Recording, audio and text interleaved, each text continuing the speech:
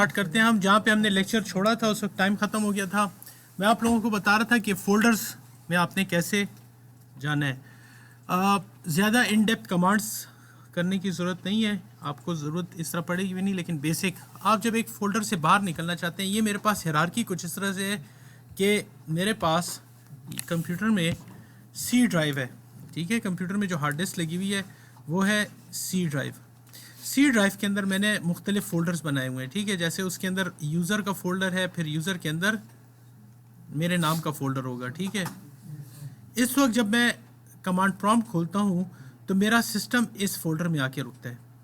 इसके अंदर यूज़र का भी फ़ोल्डर है, इसके अंदर एक फ़ोल्डर है कोड का, उस कोड के फ़ोल्डर में फिर फर्दर सी का कोड है, उसमें मैंने जाके अपने प्रोग्राम्स रखे हुए हैं। जितने भी मेरे प्रोग्राम्स होंगे मैंने इधर रखे होंगे, ठीक है। अगर आप यहाँ पे देखें तो ये मेरे पास सी ड्राइव है, उसमें कोड है और उसमें फिर सी लिखा हुआ है, ठीक है। अब मैं जब यहाँ पे आया हूँ तो मैंने इससे कोड के फोल्डर में कैसे जाना है, उसके लिए कमांड होती है चेंज डायरेक्टरी, स्पेस दिया, 2 डॉट्स दे दिए। ये कमांड्स आप पीसी पे भी यूज़ कर सकते हैं, कल को आप लिनक्स पे बैठे हो उस पर भी यूज़ कर सकते हैं, यही कमांड्स हैं, ठीक है।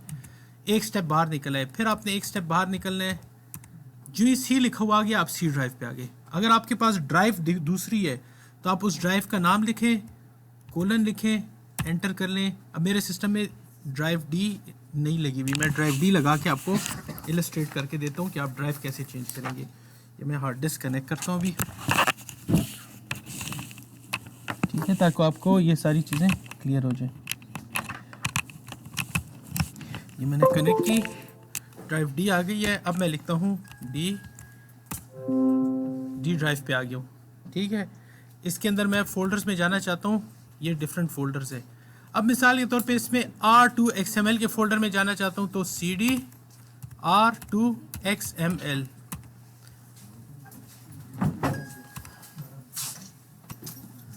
ये अगर मेरे पास पाथ एग्जिस्ट नहीं करेगा तो मेरे पास इस किस्म का मैसेज आएगा। अब मैं ये www के फोल्डर में जाना चाहता हूँ तो चेंज डायरेक्टरी और www, आप ये देखें यहाँ पे फोल्डर लिखा हुआ है w, इसके साथ dir लिखे। मैं इस फोल्डर में इस तरह से चला जाता हूँ। इससे बाहर निकलना है, दोबारा cd। अब मेरा कोड कहाँ पे पड़ा है, मैंने आपको बताया मेरा कोड सी ड्राइव में पड़ा है, कोड में। तो मैं ड्राइव चेंज करता हूँ सी ड्राइव, ठीक है। CLS से स्क्रीन साफ हो जाती है। सी ड्राइव में बैठा हूँ, चेंज डायरेक्टरी टू कोड। आपको अगर पूरा नाम याद नहीं है, आपको पता है इस नाम की और कोई और फाइल नहीं है, तो आपने CO करके टैब का बटन दबाएंगे, कंप्लीट कर देगा, ठीक है। इसके अंदर मेरे पास फोल्डर है सी, इसके अंदर मैं डायरेक्टरी देखता हूँ तो मेरे पास lecture1.cpp है, उसको मैंने कंपाइल किया तो मेरे पास lecture1. ये exe फाइल है, एग्जीक्यूटिबल है। मैं अगर कहूँ lecture1, मैं इसके साथ exe लिखूँ ना भी तो इन दोनों में से ये एग्जीक्यूटिबल को रन करेगा। मैं जब एंटर करता हूँ तो उसने क्या लिख के दे दिया, हेलो। हमारा प्रोग्राम भी क्या कर रहा था, हेलो लिख रहा था, ठीक है। यहाँ से हम खोल लेते हैं lecture1, ये है C++ फाइल, ठीक है। तो यहाँ तक क्लियर हो गया कि हम ये जो आपको ब्लैक विंडो नज़र आ रही है डॉस में, इसको बोलते हैं कंसोल। क्या बोलते हैं, कंसोल। तो C++ के अंदर यूजुअली हम लोग जब स्टार्ट लेते हैं तो कंसोल एप्लीकेशंस बनाते हैं। ये जो आपको ये नज़र आ रही है मिसाल के तौर पे नोटपैड, ये कंसोल एप्लीकेशन, ये विंडो एप्लीकेशन है। कंसोल एप्लीकेशन स्टार्ट होती है, बंद हो जाती है। विंडो एप्लीकेशन स्टार्ट होती है और ये इंतज़ार करती है जब तक आप बंद ना करें। बंद करने का प्रोसेस को हम कहते हैं इवेंट। क्या बोलते हैं, इवेंट। मैं एक इवेंट देता हूँ कि एग्जिट का इवेंट, तब जाके ये एग्जिट करेगी। तो इसके अंदर जो कुछ भी होता है विंडोज़ एप्लीकेशन में वो इवेंट ड्रिवन होता है। क्या होता है, ठीक है। तो फ़र्क क्या होता है दोनों कोडिंग्स के अंदर, कि आपके पास जो कंसोल एप्लीकेशन है वो स्टार्ट होती है, जितनी भी कमांड्स हैं उनको बारी बारी रन करता है कंपाइलर, और जब ख़त्म होता है आपका प्रोग्राम एंड हो गया है। जो ये हमारे पास होती हैं कंसोल एप्लीकेशंस, हमारा ज़्यादातर काम इसमें है, लेकिन हम कोशिश करेंगे GUI में। GUI में ये होता है विंडोज़ एप्लीकेशन में कि आपकी विंडो ओपन हुई और फिर वो इंतज़ार करती है। इसके अंदर हमने मुख्तलिफ कोड्स लिखे होते हैं कि अगर यूज़र ये चीज़ सेलेक्ट करे तो ये काम हो, अगर एग्ज़िट करता है तो ये काम हो, सेव करता है तो ये काम हो। हमने मुख्तलिफ काम दिए होते हैं और वो हर एक काम जो होता है इवेंट होता है, ठीक है।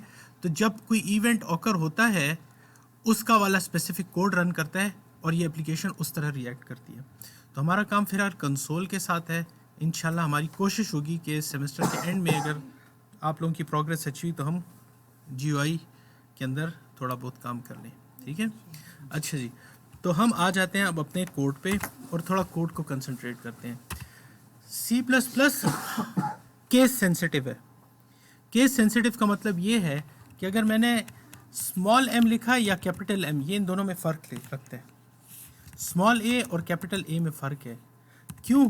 क्योंकि कंप्यूटर में ये स्टोर डिफरेंट तरीके से होते हैं। अभी हम देख लेते हैं ये हमारे कंप्यूटर में स्टोर किस तरह होते हैं। मैंने आपको उस वक्त ASCII का बताया था कि ASCII वालों ने, अमेरिकन स्टैंडर्ड्स वालों ने स्टैंडर्ड किए हुए, शुरू में बताया था लेक्चर में।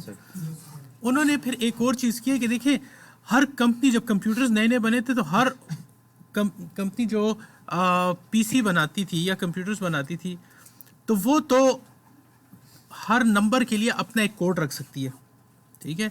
अब मैंने इधर इस कंप्यूटर में काम किया, इसमें A का कुछ और कोड है, आपके कंप्यूटर में जाके वही कोड कुछ और लिख देगा, ये तो सारा कुछ गड़बड़ हो जाएगा। तो उन्होंने कुछ स्टैंडर्ड वो किए, कोड्स दिए। इधर देखते हैं, शायद हमारे पास इसमें टेबल्स आ जाएंगे। ये आप देखें, ये आपके पास कोड्स हैं। किस चीज़ के कोड है? ये डिफरेंट कामों के कोड्स हैं। इसमें आपको जो समझ आएगा वो 65 से समझ आना शुरू होगा। कोड नंबर 65 क्या है? Capital A। कैपिटल A का कोड क्या है? कैपिटल B का क्या है? और स्मॉल a का कोड क्या है? तो जब आप कंप्यूटर में C++ को कैपिटल A देते हैं तो वो 65 समझ रहा होता है। तो 65 कभी भी 97 के इक्वल नहीं होता। तो ये हमारे पास केस सेंसिटिव लैंग्वेज है। और ये मैं अभी आपको फिर बताऊंगा एक छोटा सा प्रोग्राम बना के कि आप कोई भी चीज़ लिखेंगे। देखें, जब आप प्लस लिखते हैं तो कंप्यूटर प्लस को नहीं समझता, वो 43 को समझता है और 43 बाइनरी में कन्वर्ट हो जाता है। बाइनरी समझते हैं? बाइनरी समझते हैं कोई? मेडिकल वाले नहीं समझते। चलें, आप लोग हो सकता है इंट्रोडक्शन टू कंप्यूटर्स में इसको पढ़ें। मैं आपको एक छोटा सा इस पे भी एक लेक्चर दे देता हूँ ताकि ये चीज़ आपको क्लियर हो। देखिए, हमारा जो C++ का प्रोग्रामर है उसको मशीन से रिलेटेड चीज़ों का पता होना चाहिए। हम जो सिस्टम यूज़ करते हैं इसको हम बोलते हैं डेसिमल सिस्टम। क्या बोलते हैं? डेसिमल का मतलब ये है, डेसी 10 को कहते हैं। हमारे पास नंबर्स जो सिंबल्स हैं, सिंबल से मुराद ये कि ये शेप्स हैं जो बचपन में हमें सिखाई गई हैं कि इसका मतलब है कुछ भी नहीं, इसका मतलब है 1 2 3।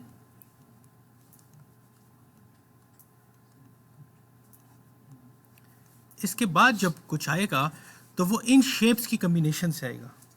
समझ आ रही है? मतलब इन दोनों की कम्बिनेशन बन रही है, फिर इसकी आगे फर्दर कम्बिनेशन बन रही है। तो हमारे पास जो यूनिक कैरेक्टर्स हैं वो टोटल अगर गिने तो कितने हैं? 10। इस सिस्टम को हम कहते हैं डेसिमल। कंप्यूटर जो समझता है वो 0 और 1 को समझता है। इसका मतलब है, इसको बोलते हैं हम बाइनरी। अच्छा जी, अब यहाँ तक तो हमें समझ आ गई। अब मैं A एंटर करता हूँ। A का मतलब है 65। वो तो हमारे पास, ये मैं डेसिमल में बता रहा हूँ। हम इस तरह से शो करते हैं कि ये नंबर सिस्टम डेसिमल है। अगर मैं इसी को बाइनरी में कन्वर्ट करूँ तो ये क्या होगा? तो मैं एक छोटा सा बाइनरी नंबर आपको कन्वर्ट करके देता हूँ। सपोज आपको कोई कहता है एक नंबर है 17 जो हमारी गिनती में होता है। ये मेडिकल वालों को समझ आ रहा है? हाँ, 17 है। इसको अगर मैं कंप्यूटर की फॉर्म में कन्वर्ट करूं बेस 2 के साथ, 01 की लैंग्वेज में इसको कन्वर्ट करूं तो ये कैसे कन्वर्ट करूंगा? मैं लिख दूंगा 17, 2 से मैं डिवाइड करूंगा, क्या आएगा बताएं? 2 8 are 16, क्या बचा? 1।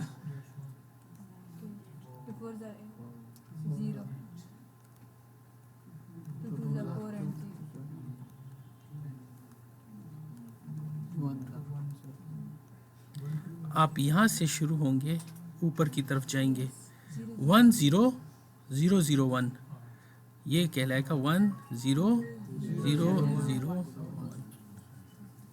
अब समझ आए? Yes sir.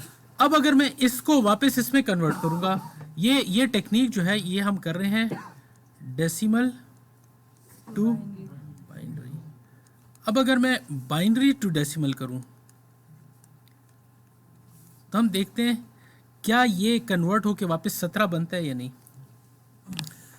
तो हम यहाँ पे लिख देंगे, क्या कोड था 1001, यहाँ पे हम लिख देते हैं 1001, ये आ गया बाइनरी। इसको हमने कन्वर्ट करना है। हम क्या करते हैं, इस नंबर को इस तरह से लिखते हैं 100001 और हर एक को मल्टीप्लाई कर देते हैं 2 के साथ।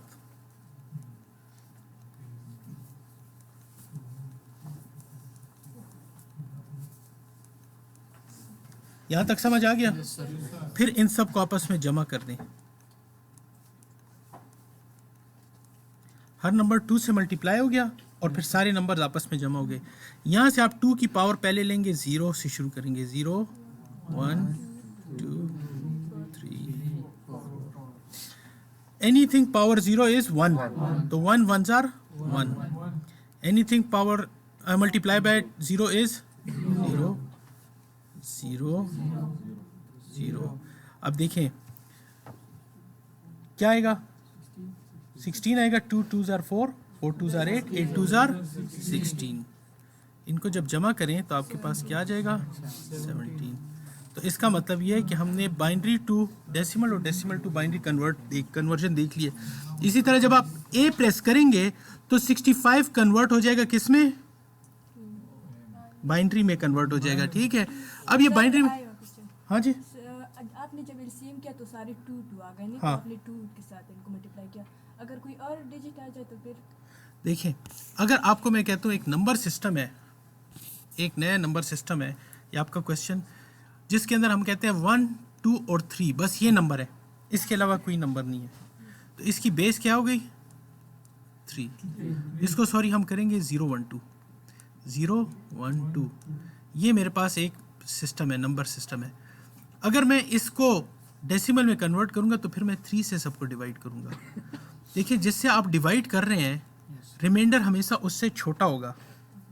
इसका मतलब ये है कि इसके अंदर जो कम्बिनेशन आएगी, जिससे भी आप डिवाइड मल्टीप्लाई करेंगे, यहाँ पे आपके पास 0 से लेके 2 तक बच सकता है, 3 नहीं बचेगा। उसकी वजह ये है, देखें 3 के साथ यहाँ पे 3 आ गया तो ये डिविजिबल है। लेकिन अगर यहाँ पे लेकर ये चीज़ आ गई, या आप ये देख लें, या आप इन 3 केसेस को देखें, ये यहाँ पे आके स्टॉप हो गया, ये यहाँ पे आके स्टॉप हो गया और नहीं, लेकिन 3 पे जब आएंगे तो ये फर्दर जा सकता है। 3 1s are 3 और 0। कहने का मतलब ये कि जो आपके पास बेस है उसके साथ आप इसको यहाँ पे यूज़ करते हैं।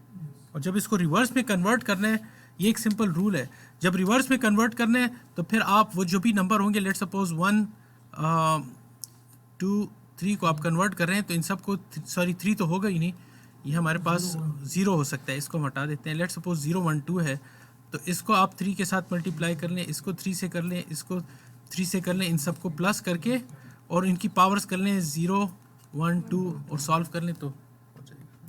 लेकिन अभी फ़िलहाल आप अपने आप को 10 और बाइनरी से रखें। और नंबर सिस्टम्स हैं, 7 है और 16 वाला है। 7 वाले में क्या होता है, 0 से लेके, सॉरी ये 8 है, मैं गलत कह रहा हूँ, ऑक्टल 0 से लेके 7 तक होते हैं। इसमें यही सारा प्रोसेस आप 8 के साथ करते हैं। जो 16 वाला है उसके अंदर क्या होता है, जब आपके पास 0 से लेके 9 तक 10 नंबर हो गए, फिर 11 12 13 14 15 16, तो ये सिंबल्स होते हैं। तो इसका 11 ए कहलाता है और हमारा 11 ये जो है ये 16, और हमारा वाला इक्वलेंट होता है किसके, सॉरी ये 11 के। कुछ समझ आ रही है, कंफ्यूजन है? कंफ्यूजन है तो बताएं, क्या कंफ्यूजन है पूछें। डेसिमल की समझ आई है? हेक्साडेसिमल और डेसिमल कन्वर्जन जो है ना, ये आपका दूसरे सब्जेक्ट में होगा। हमने अपने आप को कोडिंग में उस हद तक और चीज़ों में ले जाना है जहाँ तक हमारी कोडिंग से ताल्लुक़ है। तो बाइनरी और डेसिमल की समझ आई है? आपको आई है? जो मैंने बताया। अब अगर मैं ए एंटर करता हूँ, चलिए हम देखते हैं। ये मेरा कीबोर्ड है, कीबोर्ड में एक बटन है ए का, कैपिटल ए। कैपिटल ए का कोड हमने देखा क्या था, 65। चलिए हम यहाँ पे लिखते हैं 65। ये बाइनरी में कन्वर्ट करते हैं कि ये बाइनरी में कन्वर्ट कैसे होगा और कंप्यूटर में स्टोर कैसे होगा। ये मैं कहता हूँ 2 से डिवाइड करते हैं, क्या आएगा 2 3 are 6, एक इधर चला गया, बताएं 2 2 3 are 6, 2 2 are 4, क्या बच गया 16 0 8। 4 and 0, 2 and तो ये सारा आपके पास देखें। अब इस कोड को हम लिखते हैं यहाँ पे 1 0 0 0, कितने जीरो हैं 1 2 3 4 5, ठीक है 1 2 3 4 5 और 1, टोटल कितने हो गए 1 2 3 4 5 6 7। कंप्यूटर के अंदर डेटा जब हम स्टोर करते हैं तो एक मेमोरी लोकेशन स्मॉलेस्ट जो होती है उसको हम बोलते हैं बिट। हमारा डेटा स्टोर होता है किसमें, बाइट में। एक बाइट जो होता है वो 8 बिट्स की इक्वल होता है। इसका मतलब ये है कि ये जब स्टोर होगा तो मेरे कंप्यूटर में ये बन गए 7, तो 8वां खाली 0 हो जाएगा खुद ही। यहाँ तक क्लियर है।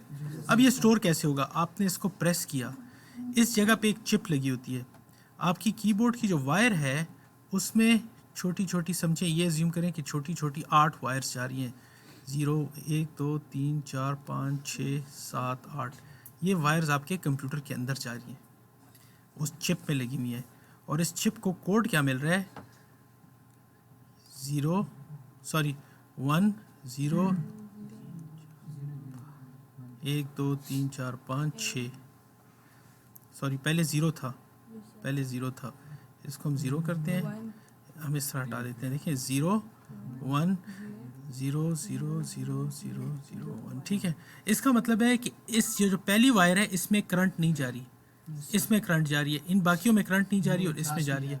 तो यहाँ पे आके इसके पास एक कोड मिल गया। जब इसको कोड मिला तो इसने मदरबोर्ड के अंदर इसको ट्रांसफ़र किया और हमने इस चूँकि स्क्रीन लिखी हुई है तो स्क्रीन के पास जो आउटपुट जा रहा है उसमें वो कह रहा है कि 65 को यहाँ पे प्रिंट करो, तो उसने यहाँ पे 65 को प्रिंट कर दिया। अब समझ आ रहा है क्या होता है। तो जब हम कोई नंबर डालते हैं तो कंप्यूटर के लिए वो कोई भी की प्रेस करते हैं तो हमारे कंप्यूटर के लिए वो एक बाइनरी कोड होता है और वो जा रहा होता है। अब C++ के प्रोग्रामर को इतनी डेप्थ तक पता होता है, ठीक है। तो यहाँ तक हम लोगों ने चीज़ को समझा है। इसमें अगर कोई कन्फ्यूजन है तो बताएं। हाँ पूछें आप पूछेंगे तो मुझे। हाँ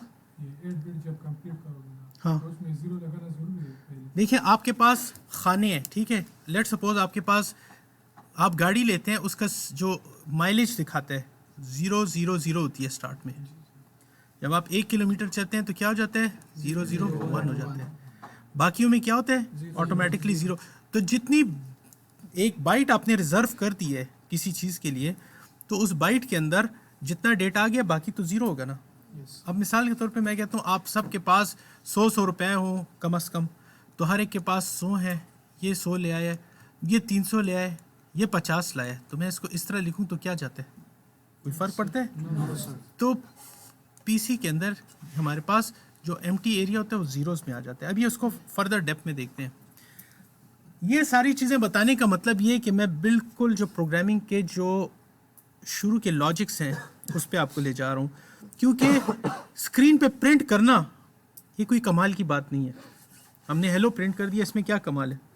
कमाल तब होगा जब हम कोई ऑपरेशंस करेंगे।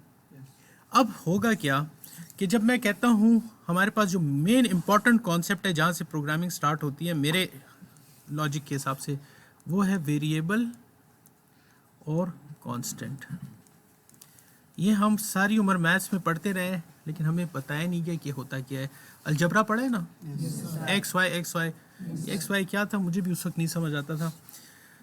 सपोज वेरिएबल क्या होता है, जब हम कहते हैं एक वेरिएबल एक्स है तो ये बेसिकली होता क्या है, कि आपकी मेमोरी में एक जगह रिजर्व हो जाती है जिसका नाम होता है x, and it can hold any value, it can hold any value, and that value is changeable. इसीलिए चेंज करने वाली चीज़ को हम कहते हैं ये वेरी कर रहा है। क्या कर रहा है? तो वेरिएबल क्या होता है? वेरी करता है। जैसे एक स्टूडेंट है, उसकी पॉकेट है, ठीक है, उसकी शर्ट में पॉकेट है, इसके अंदर कोई पैसे नहीं है तो इसकी वैल्यू इस वक्त 0 है। इसने 100 का नोट डाल दिया, इसकी वैल्यू हो गई 100। ये गया, इसने कुछ खाना पीना किया, उसको वापस 50 रुपये मिले, इसकी वैल्यू हो गई 50। ठीक है, ये हमारे पास कहलाते हैं वेरिएबल। जो आपका 100 का नोट हो गया, या आप लेके जाएं सारा दिन जेब में लेके फिरें, शाम को आए जेब से निकालें तो 500 नहीं होगा, घंटे अनलेस आपको कोई जादू या मदारी तो आती हो, तो ये इतना ही होगा। इसी तरह 50 का नोट है, वो घर आके 50 रहेगा। ये कांस्टेंट है। हम इन कांस्टेंट्स को स्टोर करते हैं वेरिएबल में। x इज इक्वल टू 20, इसका मतलब ये मेमोरी में x के अंदर 20 डालो। ये हम क्यों करते हैं? अगर मैं कहता हूँ y is equal to 25, memory में एक और लोकेशन आ गई। अभी हम इसकी डेप्थ में जाएंगे कैसे लोकेशन आती है 25। फिर मैं कह देता हूँ z को कर दो x जमा y, ये जाएगा देखेगा x की वैल्यू क्या है 20। ये प्रोसेसर आएगा, इस 20 की वैल्यू को अपने पास लेके आएगा, फिर कहेगा y की वैल्यू क्या है 25। इनके दरमियान में ऑपरेशन क्या है? इनको जब जमा करेगा इसके पास आंसर आएगा 45। जब 45 आएगा तो मैंने इधर लिखा है ये z को दे दो। इसका मतलब है मेमोरी में एक और जगह बनाओ z और उसके अंदर 45 स्टोर कर दो। फिर जब मैं कहूँगा प्रिंट z तो क्या प्रिंट होगा? 45। कुछ लॉजिक समझ आई? This is programming. ठीक है, तो अभी ये इससे थोड़ा सा और डेप्थ में हम छलांग मारेंगे, लेकिन थोड़ा सा हम देख लेते हैं ये प्रोग्राम कैसे चल रहा है। जब मैं कहता हूँ x इज इक्वल टू 20, तो मुझे ये देखिए बॉयलर प्लेट हमारे पास ये है इस लाइन के, लेकिन जब मैं इसके अंदर कोड लिखूंगा तो हर लाइन को टर्मिनेट करने के लिए मुझे सेमीकोलन लगाना होगा। अब इस प्रोग्राम में थोड़ी सी गलतियां हैं, लेकिन अभी हम जाएंगे इस पे। ठीक है, y is equal to 25, z is equal to x plus y semicolon, और हमने यहाँ पे कह दिया प्रिंट कर दो। हाँ, ये चीज़ कह रहे हैं, ठीक है। हाँ जी, इस कोड में कोई इशू है? अच्छा, ये C के पॉइंट ऑफ व्यू से अभी ठीक नहीं है। C ये कहता है, अभी तो मैंने आपको थोड़ी देर पहले एक चीज़ बताई है कि ये हमारे पास x और y जो हैं ये इस तरह मेमोरी में जा रहे हैं। अब हम इसको ज़रा सा डेप्थ में देखते हैं कि कैसे मेमोरी में जा रहे हैं। ठीक है, मैंने वही प्रोग्राम लिखता हूँ यहाँ पे, x is equal to 20, y is equal to 25, z is equal to x plus y। अच्छा, जब ये पहली लाइन गई तो कंप्यूटर कहता है कि ये x क्या है। यहाँ पे हमें बताना होगा कि इसकी डेटा टाइप क्या है, क्योंकि कंप्यूटर के अंदर जाके तो ये 01 में आ जाएगा। 01 को जब मैं स्क्रीन पे लेके आऊँगा तो उस 01, तो अगर आप यहाँ पे एस की कोड्स देखें तो ये मिसाल के तौर पे हम आते हैं इसी पे 65 का कोड 100 अभी हमने निकाला है, ये मेमोरी पे।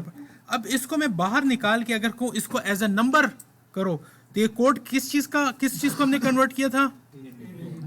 एक के हमने कोड को हमने इस डेसिमल को कन्वर्ट किया था, 65 को हमने 65 को किया था। इसका मतलब ये कि 1001 जो है, ये जो भी वो कोड था वो दो चीज़ों को रिप्रेजेंट करे। अगर उसको मैं नंबर में लिखूं तो 65 है, अगर उसको मैं सिंबल में लेके आऊं तो वो A है।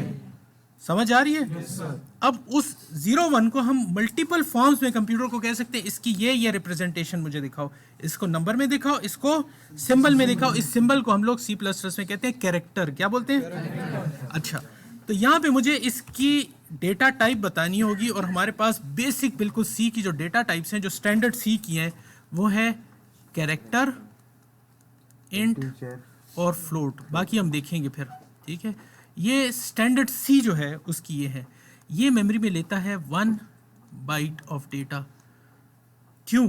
क्योंकि मेरे पास जितने भी कैरेक्टर्स हैं वो 1 बाइट के अंदर पूरे आ जाते हैं, जितने भी एस्की के कोड्स हैं वो 8 डिजिट्स के अंदर पूरे आ जाते हैं। इंटीजर मिनिमम 2 बाइट्स, लेकिन ये जैसे आप ये डेवलपमेंट C++ जब चलाएंगे तो इसमें 4 बाइट्स दिखा रहा होगा, ठीक है। फ्लोट 4 बाइट्स है। ये मैं आपको इनकी बाकी डिटेल्स बताऊंगा। इस वक्त मैं कहता हूँ कि मैं मैथ्स में काम कर रहा हूँ, तो अगर मैं मैथमेटिक्स में काम कर रहा हूँ तो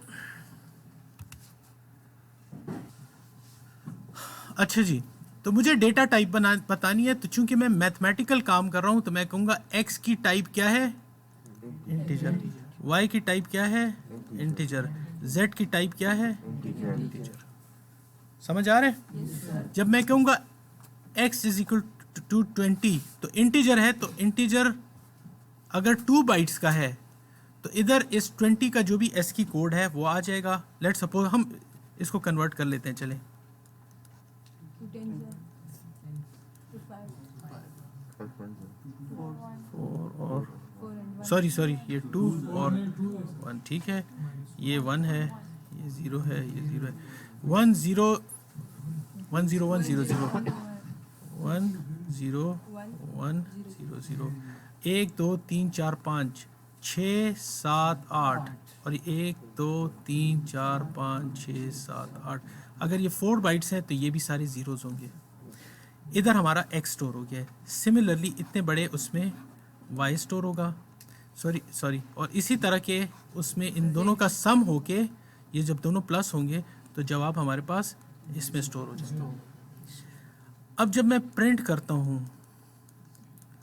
तो प्रिंट में जब डबल कोट्स में कुछ भी मैं लिख दूँ x y z, कंप्यूटर कहता है कि इससे मेरी, कंपाइलर कहते हैं इससे मेरी कोई गर्ज नहीं है कि इसके बीच में क्या लिखे। जो लिखा है इसको एज इट इज स्क्रीन पे प्रिंट करो, जो लिखा है इसको एज इट इज। हम करके देखते हैं होता क्या है। मैंने इसको ठीक किया, इंटीजर कर दिया, इसको मैंने ठीक किया y, इसको भी मैंने ठीक कर दिया, और फिर मैं इसमें कहता हूँ z को प्रिंट करो। प्रिंट करते हैं, देखते हैं क्या प्रिंट होता है। Compile and run. क्या प्रिंट हुआ है? z। हमें तो z की वैल्यू चाहिए, तो वैल्यू लिखने के लिए आपको z को डबल कोट्स के बगैर लिखना होगा। जब आप डबल कोट्स के बगैर लिखते हैं इसका मतलब है ये एक वेरिएबल है, मेमोरी में जाओ और इसके अंदर इसका जो कोड है उसको लेके आओ, लिखो। अब किस फॉर्म में लिखो वो हमें यहाँ ब्रैकेट में बताना होता है, ठीक है। ब्रैकेट में हम बताते हैं कि परसेंट का निशान देते हैं। किसका निशान? अगर मैंने C लिखा तो ये कैरेक्टर होगा, ठीक है। अगर मैंने इसी को D लिख दिया तो वही कोड मेरे पास नंबर में आ जाएगा। किस में आ जाएगा? तो हम एक काम करते हैं, हम इनको, हमें पता है 65 कोड किसका है, तो हम ऐसे करते हैं 40 और 20 को मिलाते हैं कि जवाब मेरे पास 65 आए। तो C को जब मैं इस पहली लाइन में प्रिंट करूंगा तो वो मुझे क्या करके देगा, A लिख के देगा। वही कोड है Z का 65, वो मुझे कैरेक्टर में प्रिंट करके देगा, दूसरे में उसको नंबर में प्रिंट करके देगा, ठीक है।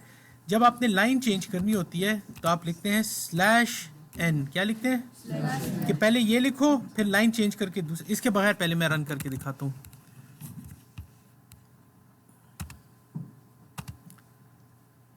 A और 65 दोनों को अलग लाइनों पे लिखना चाहता हूँ तो मैं कहूँगा /n।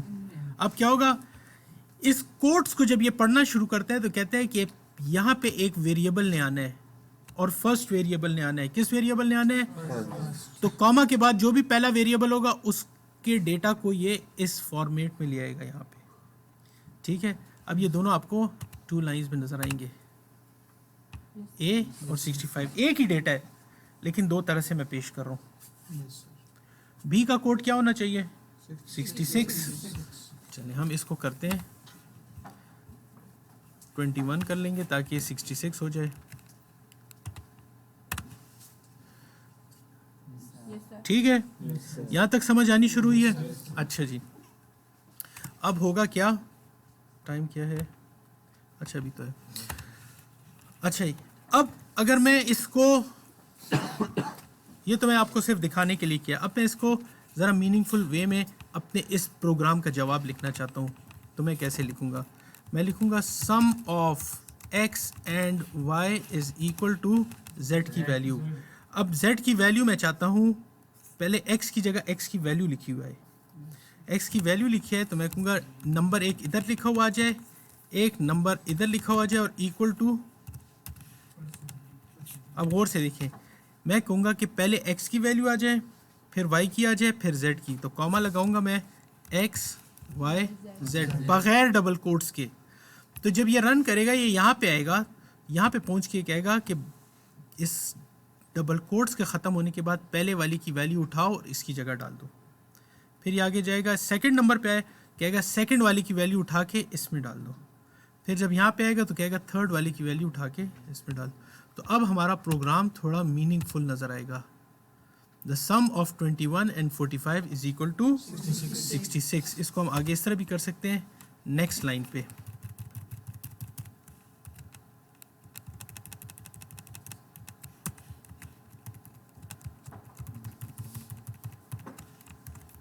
एंड लाइन चेंज करने के लिए मैंने क्या बताया, स्लैश एन। जो ही इसके पास स्लैश आता है ना, ये समझ जाता है कि मुझे कोई कमांड मिल रही है। प्रिंट जो स्क्रीन प्रिंट की जो वो है पोर्शन, उसको ये पता चल जाता है मुझे कोई कमांड मिल रही है, मैंने लाइन चेंज करनी है, मैंने स्पेस देनी है। इसको हम एस्केप सीक्वेंस कहते हैं। क्या बोलते हैं? इसके थ्रू हम कंट्रोल करते हैं कंसोल पे डेटा कहाँ पे लिखा हुआ है। तो मैं कहता हूँ लाइन चेंज हो जाए और लिखा हुआ है एंड ये z जो है, and z is the code of %c। हम चाह रहे हैं कि z की वैल्यू लिखी है कि ये जो 65 या 66 है ये कोड हो किसका। अब देखें यहाँ पे आएगा, इसको एक वैल्यू चाहिए, यहाँ पे z की वैल्यू लेगा, उसको नंबर में प्रिंट कर देगा। तो लिखा होगा and 66 is the code of. अब इसने एक कैरेक्टर में लेना है दूसरा, इसी z को उठाएगा सेकंड टाइम और उसको कैरेक्टर में प्रिंट कर देगा। तो आपके पास क्या है? हाँ, सेमीकोलन।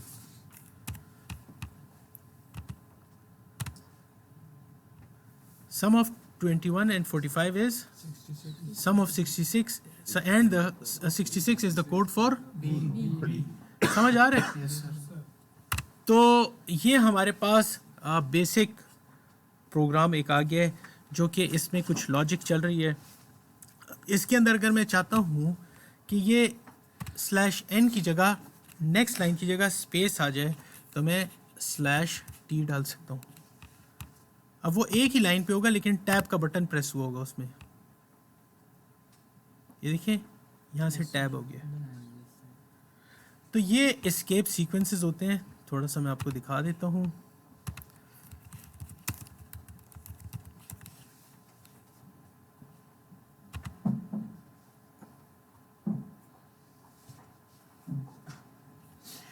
अगर आपने डबल कोट्स के अंदर डबल कोट्स डालने हैं तो इस तरह से डालेंगे, सिंगल कोट डालने हैं, ये मैं आपको दिखाता हूँ।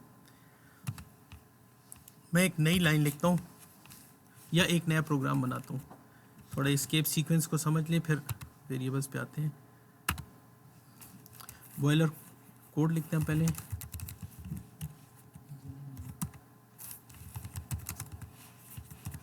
ठीक है, इसमें हम लिखते हैं प्रिंट एफ ही सेड। ठीक है, ये लिखा हुआ आएगा एक सेंटेंस।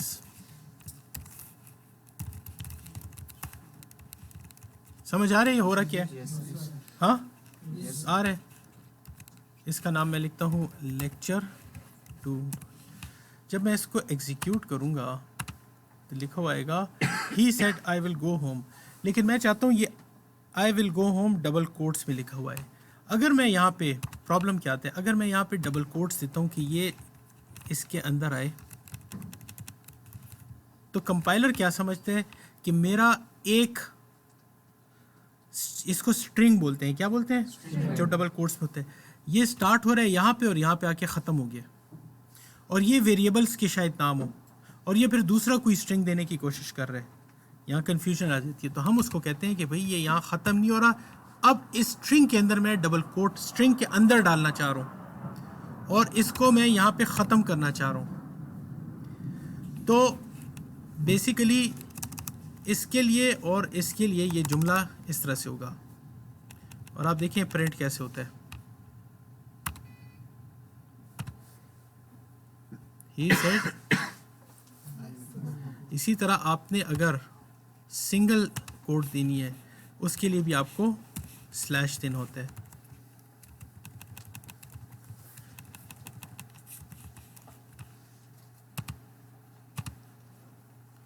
सिंगल कोट आ गया, ठीक है। तो ये हम देखते हैं इसमें और क्या क्या। अगर आपको क्वेश्चन मार्क डालना है तो आप स्लैश क्वेश्चन मार्क डालेंगे। अगर आपने बैक स्लैश देनी है तो देखिए पहली बैक स्लैश का तो मतलब ये है कि कुछ करने वाला हूँ मैं, लाइन चेंज करनी है। दूसरी बैक स्लैश का मतलब ये कि नहीं कुछ नहीं करना, हमने बैक स्लैश लगानी है। जब भी बैक स्लैश लगाएंगे तो डबल बैक स्लैश लगाएंगे। क्वेश्चन? हाँ जी, मेडिकल वाले क्वेश्चन समझ आ रहा है, गुड। अच्छा, स्लैश ए ऑडिबल बेल, जिस वक्त हम पढ़ते थे इस तरह के पीसी थे उस वक्त ये साउंड कार्ड वगैरह नहीं होते तो कंप्यूटर्स में एक अपना वो होता था। देखते हैं काम करते हैं नहीं, बेल आती है नहीं मेरे लैपटॉप से।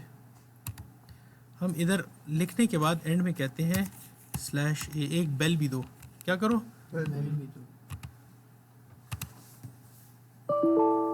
आइए बेल, ठीक है। तो आप लोगों ने करना क्या होगा, देखिए आपने आदत बनानी है। याद रहे मेरे पास अगर 150 बुक्स C++ की पढ़ी होंगी तो इसका ये मतलब नहीं है कि मैंने सारी पढ़ी होंगी। या मेरे पास एक बहुत बड़ा मैनुअल है तो मुझे याद हुआ होगा। मैं ख़ुद भी जब काम करता हूँ तो एज अ रेफरेंस मैं इसको वेबसाइट्स खोलता हूँ और उसके अंदर रेफरेंस देखता हूँ, ठीक है। जैसे अब ये लिखा है फॉर्म फीड न्यू पेज, ये कब होता था? जब पहले वक्तों में हम प्रिंटर को ये भेजते थे, हमारे पास प्रिंटर होते थे, नया पेज जब हम लेने लगते थे तो हम फॉर्म फीड देते थे। बैक स्लैश आपने देखा होगा कीबोर्ड पे जो टाइपराइटर पे काम करते हो इस तरह करते थे। तो आप पहली लाइन पे जाना चाहते हैं, कर्सर को वापस लेके आते हैं। देखें मैं जब इसको रन करता हूँ आपका कर्सर हमेशा यहाँ से इस तरह आगे को मूव करता है, ठीक है। अब मैं प्रोग्राम को रन करता हूँ यहाँ पे, और से देखें। अच्छा, पहले जब मैं रन करता हूँ तो कर्सर किस जगह पे आया? यहाँ पे आया हुआ है, ठीक है। अच्छा, अगर मैं इसके साथ स्लैश बी लिख दूँ, कर्सर को देखते हैं। लेट्स, मुझे नहीं पता पहले तो काम अच्छा करता था, नहीं ये इसमें चूंकि वो आगे निकल के नहीं दिखा रहा। बेसिकली ये करता ये था कि जब आप कंसोल पे काम करते हैं तो पीछे चल जाते हैं। कोई जब हम लूप्स वगैरह करेंगे और डिले सीखेंगे तो फिर मैं आपको बताऊंगा कर्सर को कैसे स्क्रीन पे आप कंट्रोल कर लेते हैं कि आपने कुछ लिखा और आप फिर पहली लाइन पे जाना चाहते हैं, या आप चाहते हैं बार बार कर्सर पहली जगह पे जाए और राइटिंग शुरू कर दे। तो एनीवेज ये इन चीज़ों को आप ज़रा खुद से एक्सप्लोर कर लें कि क्या चीज़ें हैं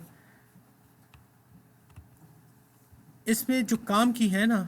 ये शुरू आनी है, ये 4 और /n/t ये हम लोग यूज़ करते हैं ज़्यादातर, ठीक है। बाकियों का इतना काम नहीं होता लेकिन ये आपको आनी चाहिए, ठीक है। पेपर में आ सकते हैं आपसे क्वेश्चन। अच्छा, हम अपने डेटा टाइप पे आते हैं और हम अब देखते हैं कि हमारे कंपाइलर में इन सब डेटा टाइप्स का साइज़ क्या है।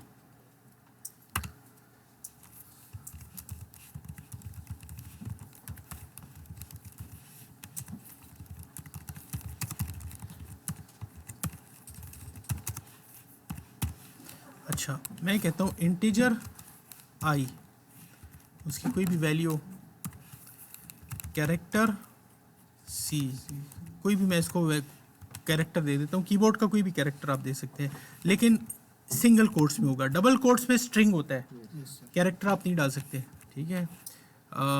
फ्लोट एफ ले लेते हैं, कोई 23.4 कोई भी वैल्यू, ये रियल नंबर होता है। इनके साइजेस देखते हैं, क्या देखते हैं? साइजेस। तो इसको आप इस तरह से कर सकते हैं, प्रिंट एफ साइज बताएं। हम कहते हैं साइज ऑफ इंटीजर %d। इसके लिए हमारे पास कमांड होती है साइज ऑफ। इसके अंदर मैं कह देता हूँ आई का साइज़ मेमोरी में जो भी है वो मुझे बता दो। तो आई का साइज़ लेगा और इस जगह पे प्रिंट कर देगा, ठीक है। इसी को मैं कॉपी करता हूँ लाइन चेंज करके, इन सबको नई नई लाइन पे लिखते हैं, ठीक है।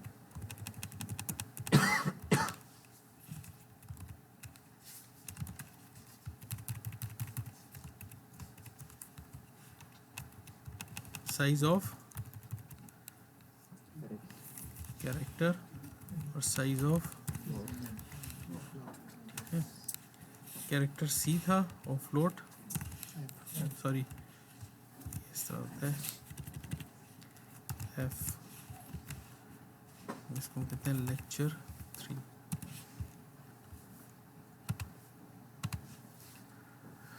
साइज ऑफ इंटीजर क्या है हमारे पास? मिनिमम 2 होना चाहिए, ठीक है, 4 है। साइज ऑफ कैरेक्टर क्या है? 1 बाइट और फ्लोट इज 4। इसको हम अपने हमेशा कोशिश करें आपकी जो मैसेजेस हैं ये मीनिंगफुल हो। अगर मैं इसकी जगह इस तरह लिखूं बाइट और बाइट, तो अब ये ज़्यादा मीनिंगफुल हो गए। अब हम यहाँ पे थोड़ी सी C++ और C इनको फ्यूज़ करेंगे। ये तो स्टैंडर्ड थे। इसके अलावा आपकी जो लाइब्रेरी होती है, मुझे नहीं पता इसमें मेरी हार्ड ड्राइव में कहाँ पे वो इंस्टॉल हुआ है, यहाँ से प्रोग्राम फाइल्स में डेवलपमेंट C++, इसमें ये कंपाइलर है। इंक्लूड मैंने आपको कहा था, नहीं सॉरी ये वाला नहीं है, ये 64 बिट है, इसमें है इंक्लूड। ये सारी वो स्टूडियो stdio में ये एच हेडर फाइल्स हैं। इसमें एक फ़ाइल है लिमिट्स, इसके अंदर इन सब की मिनिमम और मैक्सिमम वैल्यूज़ भी दी हुई हैं इस कंपाइलर के लिए। या आपके हर कंपाइलर जो आप इंस्टॉल करेंगे उसमें ये फ़ाइल होगी। जैसे ये अगर आप देखें कैरेक्टर इसने डिफाइन किया है, कितना है कैरेक्टर, कितने बिट्स का है, और मिनिमम वैल्यू उसमें क्या स्टोर होगी -128, मैक्सिमम वैल्यू क्या होगी, और अनसाइंड मैक्स, ये भी मैं समझाता हूँ, अभी हम इस पर डिस्कस करेंगे। उसकी वैल्यू 255 हो जाती है, 0 से 255 क्यों होती है ये भी हम देखेंगे।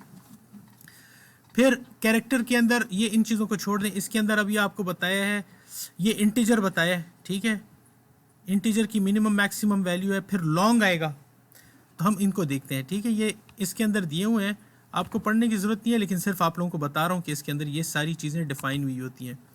हम थोड़े से और डेटा टाइप्स पढ़ेंगे जो कि हमारे ज़्यादा इस्तेमाल के तो नहीं होंगे, लेकिन अगर कल को आपके सामने डॉक्यूमेंटेशन आती है तो उसमें आप कर सकें। मैं यहाँ पे इन वेरिएबल्स की जगह ट्राई करता हूँ डायरेक्ट अगर मैं डेटा टाइप दूँ, काम करते हैं इंटीजर कैरेक्टर फ्लोट, ठीक है, काम करेगा, कर रहा है, ठीक है। अब हम करते हैं लॉन्ग। सबसे छोटा जो था ना वो था कैरेक्टर, तो हम इसको सबसे ऊपर ले जाते हैं ताकि हमारे पास सीक्वेंस में सारे हों। पहले कैरेक्टर है, फिर इंटीजर है, फिर फ्लोट है, फिर एक है डबल, ये फ्लोट से ज़्यादा होता है, ठीक है। तो इधर हम कहेंगे डबल का साइज़ कितना है। फिर इंटीजर में एक इस इंटीजर से जो बड़ा होता है उसको हम कहते हैं लॉन्ग। क्या कहते हैं?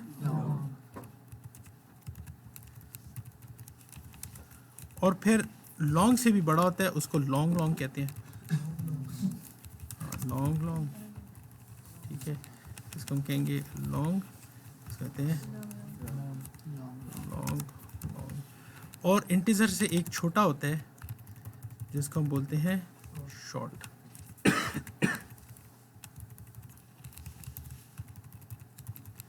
ये स्टैंडर्ड उसमें नहीं था, लेकिन C++ के अंदर अब ये इनकी वो आ चुकी है। कैरेक्टर 1 बाइट, शॉर्ट ये नंबर है। इंटीजर की फैमिली अब यहाँ से शुरू हुई है, short 2 bytes, integer 4 byte, long 4 byte, long long, इसका मतलब इसमें बड़ा नंबर स्टोर हो सकता है, ठीक है। फ्लोट, फिर लॉन्ग डबल भी होता था मुझे जितना याद है,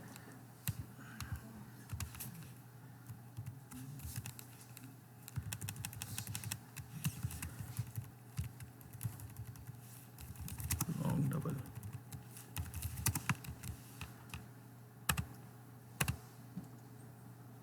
ठीक है। लॉन्ग डबल कितने, उससे भी बड़ा हो गया। इसके अलावा आप मशीन के पॉइंट ऑफ व्यू से भी कर सकते हैं। मसलन अब इसके बाद अगली लाइन में मैं कुछ और प्रिंट करता हूँ, size of underscore underscore integer 8 bit. आप 8 बिट मशीन है आर्डिनो, उस पे देखना चाह रहे हैं इसका साइज़ क्या है, तो साइज़ ऑफ, उसके लिए ये डेटा टाइप यूज़ होती है, अंडरस्कोर इंट 8 बिट, इसका मतलब है 8 बिट है। रन करते हैं। 8 बिट कितने में काम करता है? 8 बिट कितने है? 8 बिट मिला के क्या होता है? 1 बाइट। क्यों काम नहीं कर रहा? मैंने इसको गलत लिखा होगा, ये इसमें देख लेते हैं लिमिट के अंदर। ख्याल से ठीक है,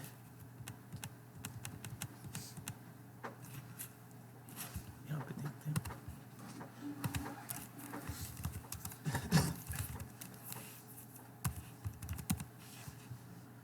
ठीक लिख रहा हूँ, ये इंट 8, ठीक है, 8, 16, 32, 64। तो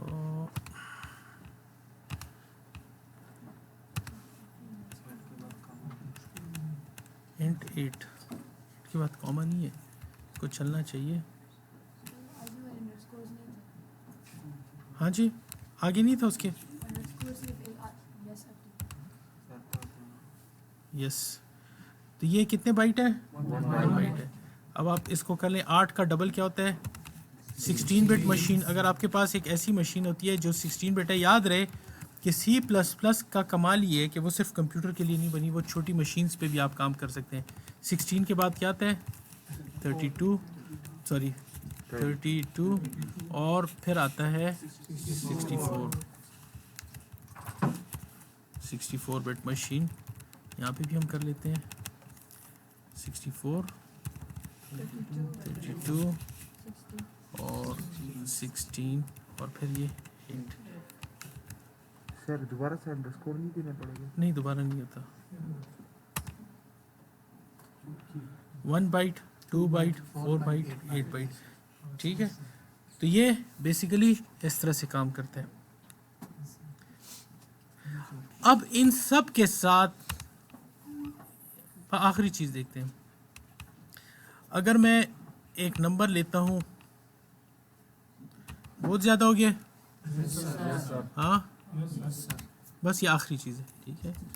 अभी तक समझ आया? चलिए आसान सी चीज़ बताता हूँ, इंक्लूड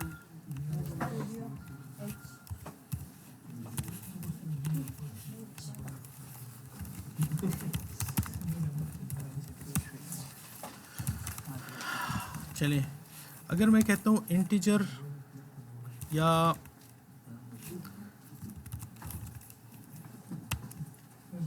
इस टाइप का एक मैं वेरिएबल बना रहा हूँ x, ठीक है, देखते हैं, रन करते हैं, कंपाइल हो रहा है, कोई एरर तो नहीं दे रहा? नहीं दे रहा।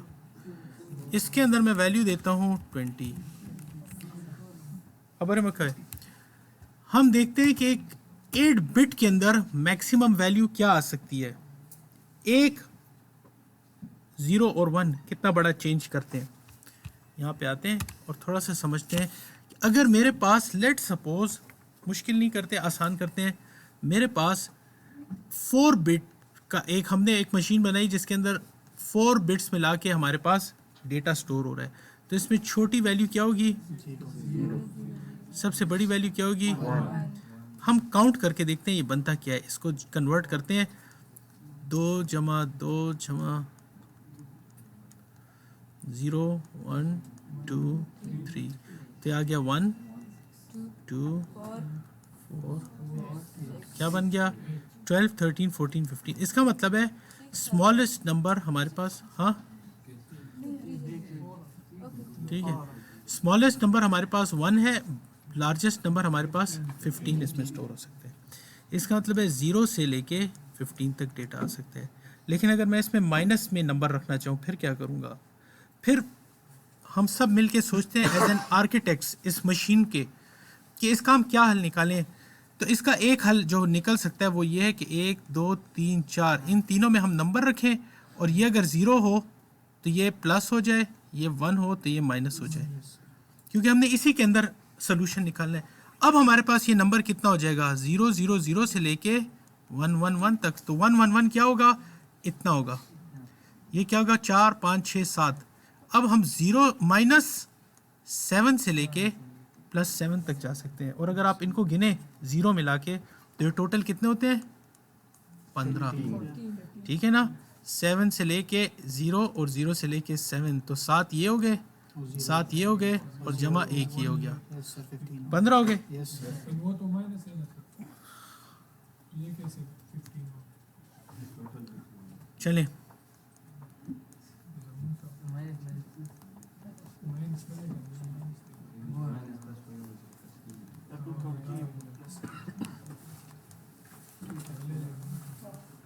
ये कितने हो गए हमारे पास? 1 2 3 4 5 6 7 8 9 10 11 12 13 14 15 हो गए 15। इसका मतलब ये है कि मेरे पास अगर 1 बाइट का डेटा है तो इसके अंदर दो ऑप्शंस हैं, या इसकी आखिरी बिट प्लस माइनस होगी या आखिरी बिट नंबर का हिस्सा होगी। अगर ये प्लस माइनस है तो ये माइनस से लेके किसी प्लस नंबर तक जाएगा, और अगर ये प्लस माइनस नहीं है तो ये 0 से लेके किसी नंबर तक जाएगा। क्लियर है? Yes sir. तो 1 बाइट को अगर आप घरों में जाके ट्राई करें, इसको कन्वर्ट करें, तो इसके अंदर 0 से लेके 255 मैक्सिमम वैल्यू आती है जब ये सारे 1 हो जाते हैं। टोटल कितनी हो गई 0 को मिला के? 256।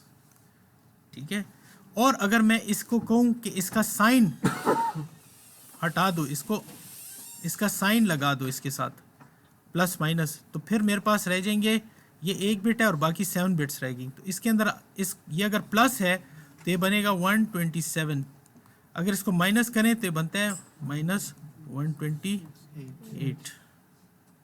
ये दोनों को जब आप जमा करें तो आपके पास आ जाता है 256 नंबर्स। अब जब मैं लिखता हूँ कंप्यूटर में, थोड़ा सा हो गया ना। हाँ और समझ नहीं हाँ वही समझा, एक मिनट सब्र करें। इंटीजर, मैं इसी चीज़ को आगे इलस्ट्रेट करूँ। इंटीजर x, तो इंटीजर x का मतलब ये है कि इसके अंदर आखिरी बिट प्लस माइनस है। अगर मैं चाहता हूँ कि इसके अंदर डेटा आ जाए तो मैं इसके साथ सिर्फ एक लफ्ज़ लिखूंगा, अनसाइंड इंट। अब जितने भी हमने डेटा टाइप्स पढ़ी हैं उनके साथ जब आप अनसाइंड लिखेंगे तो उनकी आखिरी बिट नंबर का हिस्सा हो जाएगी, ये 0 से 1 नंबर तक जाएगा। जब आप ये चीज़ नहीं लिखेंगे तो प्लस माइनस बिटवीन 2 नंबर्स इसकी वैल्यूज चलेंगी। Thank you very much.